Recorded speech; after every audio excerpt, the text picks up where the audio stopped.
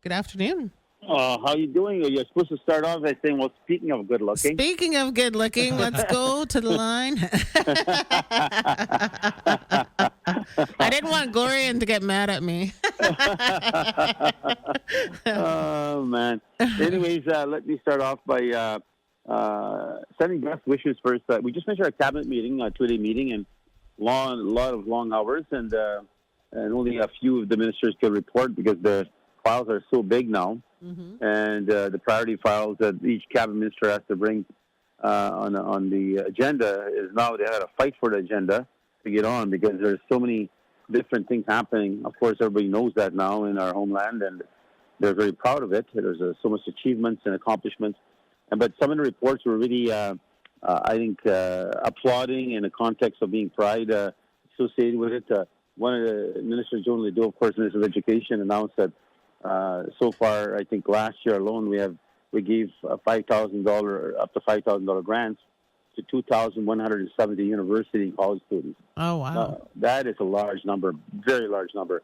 So that's telling you over 2,000 Métis kids are in university and colleges right now, and those 2,000 students, are going to end up getting jobs in different markets in different places, and so we actually have a category of looking at the numbers. To see what fields of expertise they're pursuing.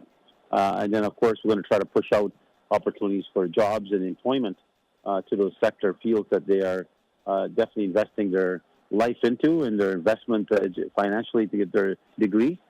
So that is something I think altogether, I think there'll be 2,400 students this year making applications. And that is some massive numbers. It's close to over 8 million, I think we gave out 8.7 million last year. So it's definitely very appreciated by the students and the parents and grandparents. They're really, really appreciated. But of course, our goal is to enhance that we have more resources because my big worry, and I think every parent's worry, is that you don't want your kids to come out with a massive debt because now they got to end up paying the debt for the next 20 years, 15 years while they start their career in their life. And then they still got to eventually buy a house and take care of themselves. So the lower we can put the debt ratio of what they owe when they graduate, the better it is for their head start in their life. So, but it also sets bearing to the example of over 1,200 families now bought their houses. So it tells you those 1,200 are also working in some fields and sector areas because they're getting the down payments from us and they're getting a loan from the banks.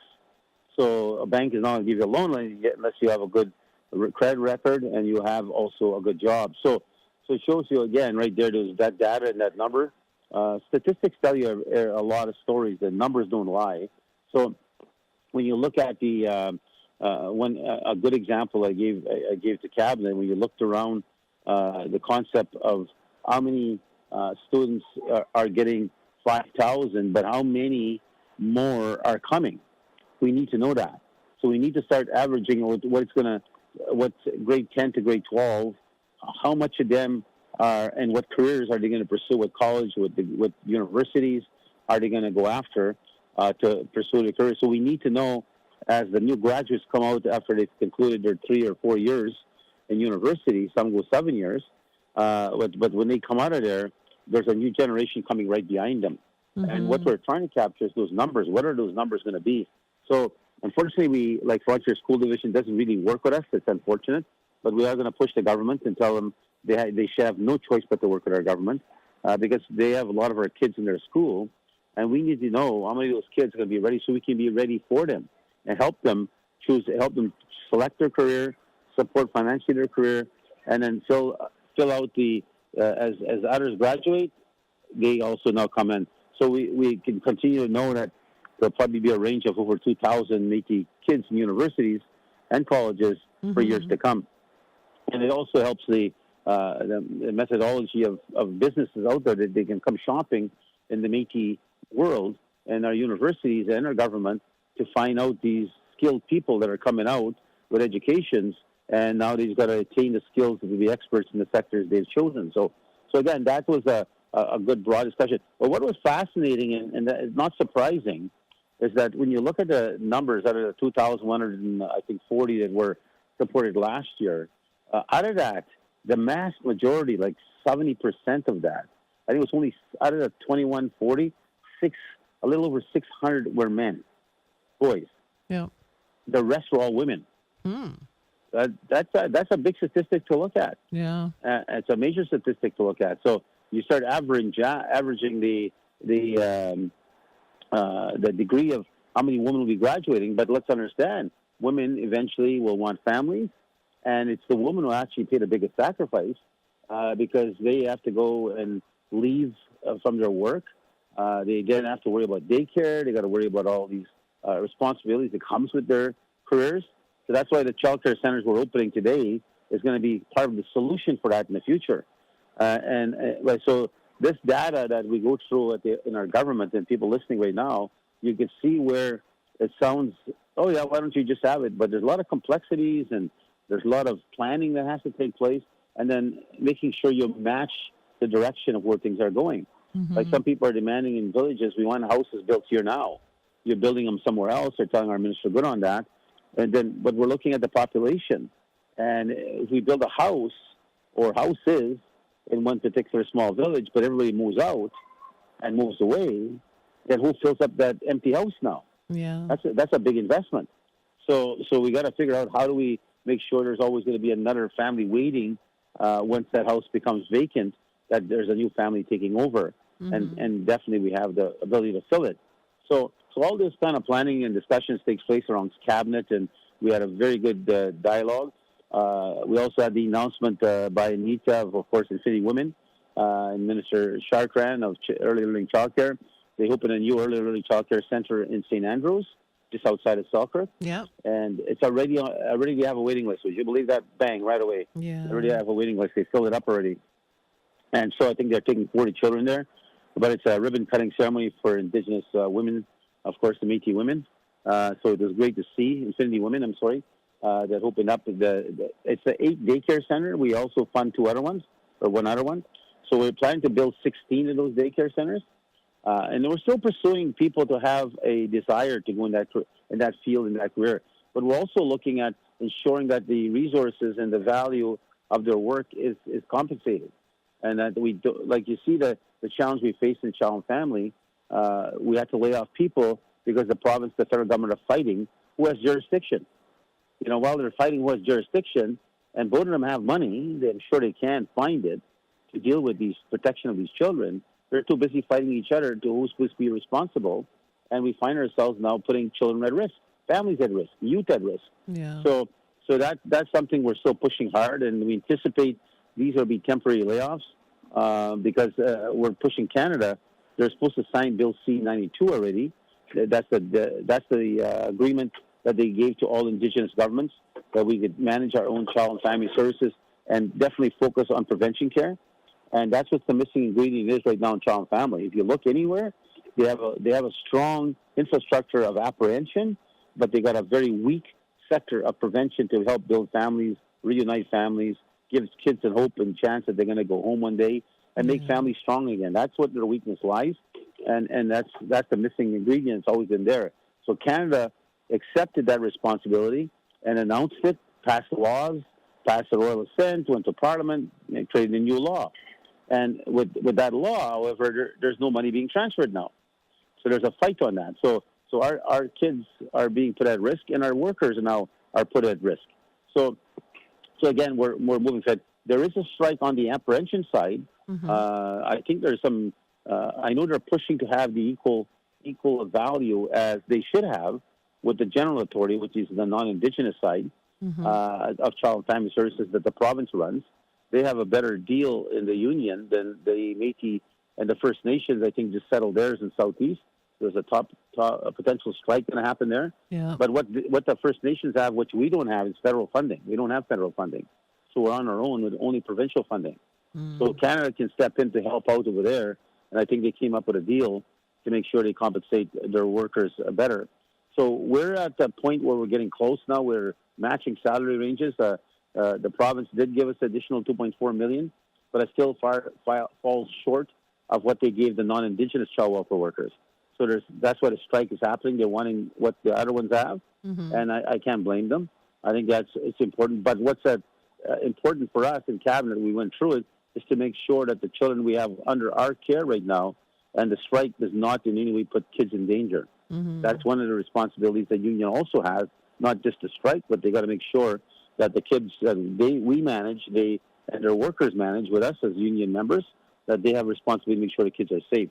So we had a good dialogue on that, and of course Mona is the minister, and she's taking care of that file very well. So as I said, we're anticipating, we're hoping it's going to be a temporary layoff, and that we can get the federal funds flowing.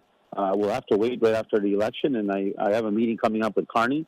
Mm-hmm. I spoke with him once already, but I want to really push 92 hard with him, and I also want to push our land claim. That was a promise made by Trudeau that he'd settle it this year, mm-hmm. and now that he's no longer there, does that promise still hold water? Excuse me. No, excuse me. Oh. Anyway, so sneezing. Somebody's talking about me somewhere. Yep. Yeah, I hope they're saying good things. But anyways, I will meet with Carney, and I'll be pushing Bill 92, and I'll also be pushing our land claim. And I'm going to be pushing to ensure that there's a continuation of the housing and education. Education is now supposed to be a permanent fund. So governance is supposed to be a permanent fund now. So it's not supposed to be cut. But you never know when a new government takes over, do they start trying to maybe punish you or see you as a lesser priority and give them the money somewhere, our tax dollars somewhere else. So that's an issue that we have to watch for, and of course I'll be paying very close attention to that.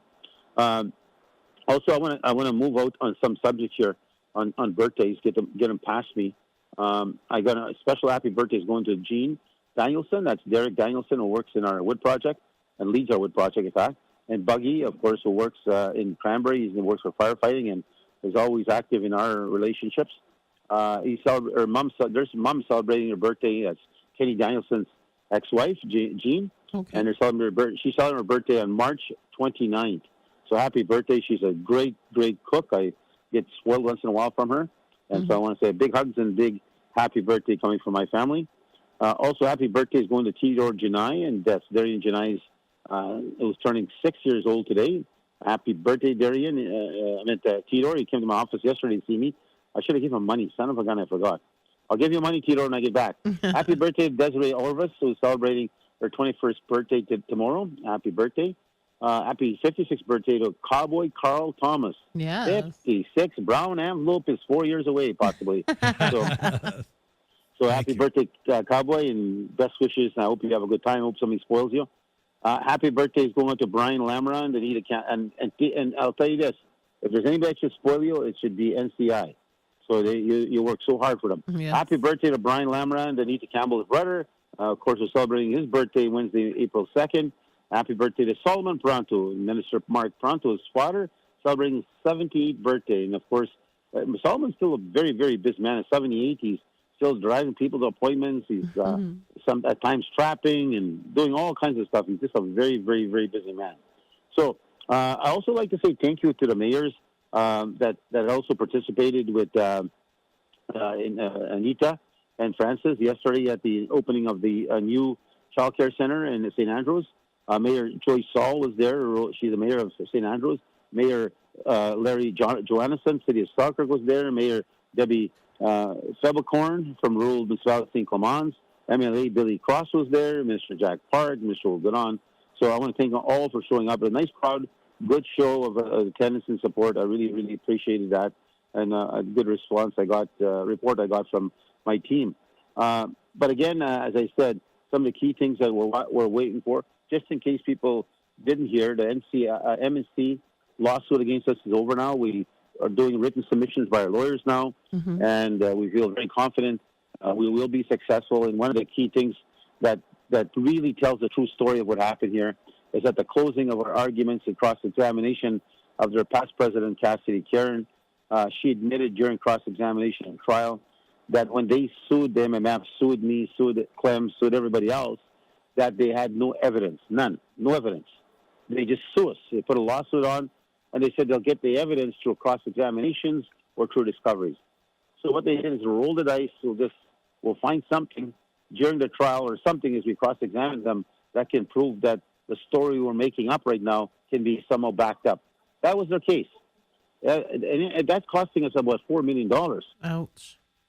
That is absolutely maddening that the MNC can just fool around with money, fool around people's lives just on vengeance and political vengeance that they had. So I assure you there'll be some consequences that come with that. We'll wait for the decision to come down, and I'm looking forward to that conclusion of victory. As I said, we did know nothing wrong. We did exactly what my assembly told me to leave. If MNO and those fraudsters and identity thieves were still there, that they gave me guidance to leave.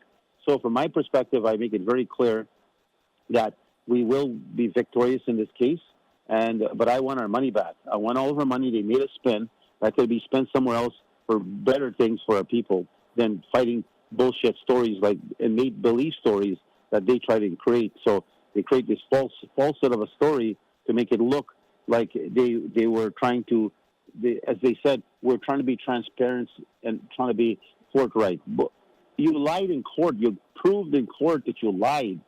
In fact, the lawyer, that president of Ontario, she had to admit in court that she potentially had created perjury. That this evidence she gave, that she said she never knew that the Priorities and Planning Committee existed, and then she got caught misleading the court. So again, this is what we're fighting against. People just making up stuff as they went and trying to get vengeance by using MNC funds that they don't have to pay for and taking our hard-earned money from the MMF to defend ourselves. So again, we'll keep you posted on that, but again, it really upsets me. Also, continued good news for farmers and ranchers out there. David Woodon advised me again, he's the Minister of Agriculture, that there is new funding they've been able to sign up. So for the farmers and ranchers out there, make sure you get a hold of our Agricultural Minister's Department and find out what offers are out there. We're also getting a lot of pressure now on our garden boxes. There's, I think, over nearly 1,300 applicants for them. So our challenge is to build them. That's not the hard part. It's distribution. And then we got to make sure that there's a contract signed, that they're not going to be sold or given away, because that's a lot of work we have to do. But this is going to happen. Trust me, it will happen. But the question is, we're trying to organize, and the goal was to try to get locals to build them so they can charge us a revenue, makes a few bucks for their local, and have a community partnership. So that's still the priority I want, this priority I'm pursuing, and I hope it works the way I did. I also want to thank all the locals that participated in L'Oreal Day. There was quite a bit from the Southeast. I want to thank all of the locals across the province and thank them for continuing to honor our great leader, L'Oreal. And the 6-key scope, I'll close off with that because I have to go check in the airport here. I'm at the airport waiting for my granddaughter. So far, we've given out $325,000 in advances to 60 scope survivors. Wow! And there's a lot more yet they're going through. And I just want to thank in the pride and the people. You know, that's what I love. That's why I fight so hard for my people. I love so much my people because they're so appreciative. They're so thankful. They're so honored to show that they matter, and we don't forget they matter, and that they were there to shed some tears and say thank you for the 5,000. Of course, our goal is to get the equal as a First Nation got 20,000, and that's what we'll be fighting with Canada on. But overall, I just so proud of our people. They're so thankful when you give support to them and help them out. So again, I'll close off now. I see my granddaughter outside the window here. Okay. She'll come in. I'll check in. I'm on my way to Portugal. This is her present I'm giving her for graduation. She's done extremely well in school. She's in the 80s and 90s mark. Wow. And she's going to law school. That's her plan. She'll graduate grade 12 this year. I can't believe that. She was just a baby. I'm so proud of her, man. I'm going to spoil her. She's never been to Portugal. I've been to Portugal several times. And I'm taking her to a place that I know our people would really want to know more about. It's called Fatima. And that's where the Virgin Mary spoke to those 3 children, those shepherds. And it was put in a process where the 3 kids would go tell their parents they seen this lady, this is how she looks, and she was talking to us. She was imaged in some kind of massive tree with fog and everything and coldness. And they told their parents about it. The parents said, make up stories, quit lying, and then from there they went back and the Virgin Mary appeared to them, and they went back again, told their parents, and soon it reached all over town. The mayor was upset about it, and it became a big issue. And then so they went back, and the third time when the Virgin Mary appeared to them, they told the Virgin Mary, "You're causing us great harm and hurt, and now we're being threatened to be beaten by the community for making up stories and about yourself." Mm-hmm. And the Virgin Mary said, "Well, then on this date, on this time, you tell them all to come." And it did happen on that a certain day and time. Mm-hmm. People by 1,000 or more came, and we had reporters there. It was 1913, I believe. There was reporters and all kind of different dignitaries, believers, of course, in afterworld, and the Virgin Mary did appear. The sun went ballistic on the sky, and the Virgin Mary appeared, and it's written down as evidence that it was real. And so I'm going to take my granddaughter there to see that. Whatever time I go there most of the time when I go, I burn a candle there for our people, the River Métis, Mm-hmm. and of course for all Indigenous people. But I burn a candle and I pray. I take the time to pray there. When my wife used to come with me, yes, we go to the church and we go pray there, and then from there we would make sure that we bring down some artifacts from there, some blessings from the Virgin Mary, and we bring them back to Canada. So I plan to take my granddaughter there to see that, and because that was my mom's precious connection was the Virgin Mary to her in religion. Mm-hmm. So I'm very honored to have the chance to be there, and she'll one day continue to tell this story that I told, and it's not a made-up story. I didn't just make it up. It's actually written in history. Yeah. And so something that's important. And if I, I keep on saying I bought Cowboy a couple of things already, never picked them up. And so I got to figure out if they're still at the office, but I'll bring you and Cowboy a couple of medals from there. Okay. Okay, from Fatima. Yeah, for sure. Okay? Thank you. Okay. Thank you. Okay, so I'll talk to you guys and to our elders. Again, thank you for your guidance and support. And, of course, to our youth, everything we do is about you, for you, and stand and work with your locals and respect your parents and your elders, and the rest will come naturally to you. You take care. All right. Safe travels. Okay. Bye-bye. Bye.